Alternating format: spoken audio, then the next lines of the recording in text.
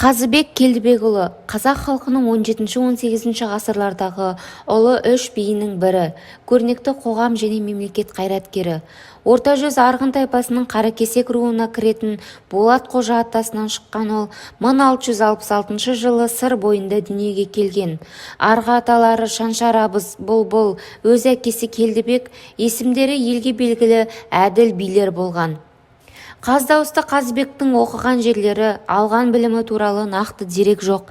Дегенмен, ел аузындағы әңгіме, аңыздар мен биден жеткен шешендік сөздер оның өз заманында білімді де жетелі, халықтың ауыз әдебиеті мен салт-дәстүр, рәміздерін, ата жолы заңдарын мейлінше мол меңгерген, озық ойлы, әділде көреген, батылда батыр адам болғандығын айқын аңғартады.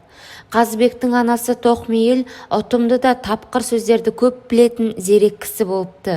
Анасы айтқан есті сөздерді кішкентай күнінен жаттап өскен ол ер жете келе өзі де солай сөйлеуге машықтана бастайды. Осы өнерінің арқасында бала биден дана биге айналып, қара қылды қақ жарған Қаз Дауысты Қазыбек Би алты алаштың ардағы деген атаққа ие болады. Әділдігі мен алғырлығы үшін Тәуке хан Қазыбекті орта жүздің бас биі еткен. Би әз Тәукенің тұсында хан кеңесінің белді мүшелерінің бірі болса, Сәмеке, Әбілмәмбет, Абылай ел билеген кезеңдерде де мемлекет басқару ісіне жиі араласып, ішкі-сыртқы саясатта ақыл кеңестер беріп отырған. Жоңғар басқыншылығына қарсы халық күресін ұйымдастырушылардың бірі болған Қазыбек Би елдің азаттық алуы жолында аянбай тер төгеді. Абылай сұлтан жоңғарлардың қолына тұтқын болып түсіп қалғанда оны босатып алуға белсене араласады.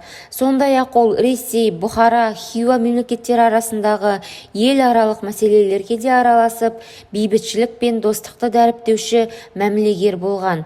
Аразды татуластырып, алысты жақындастырып отырған. Елдестірмек елшіден, жауластырмақ жаушыдан деп, ол елшілік қызметті де мінсіз атқарған тұңғыш дипломат. Оның тұңғыш рет 18 жасында елшілікке атшы болып барып, басшы болып қайтқаны ел аузында әлі күнге аңыз болып айтылады. Қазақтың тұтас бір елдігін көксеп, жарғақ құлағы жастыққа тимей, өлі-өлгенше ұзақ та нәтижелі өмір кешкен аты шулы шешен биіміз Қаз Дауысты Қазыбек. Қазақтың үш жүзін бір хандыққа қаратып, оның орта жүзінің тізгінін берік ұстаған беделді биі, әділ қазы, асқан талант иесі. Тәуке ханның беделін беркітіп, халқының бірлігін нығайту, қаптаған қалың жоңғарға қарсы ерлік күрес ашып, жүрек қазақ ұлдарын ел мүддесін, ұлтының намысын қорғауға үндеп өткен дана басшысы. Салихалы сөз, салмақты мінез танытып, жастайынан ақыл парасатымен жоғарыдан көрінген, өзіндік жол жосық бастаулары бар, ұшқыр ойлы, жаны таза кемеңгер.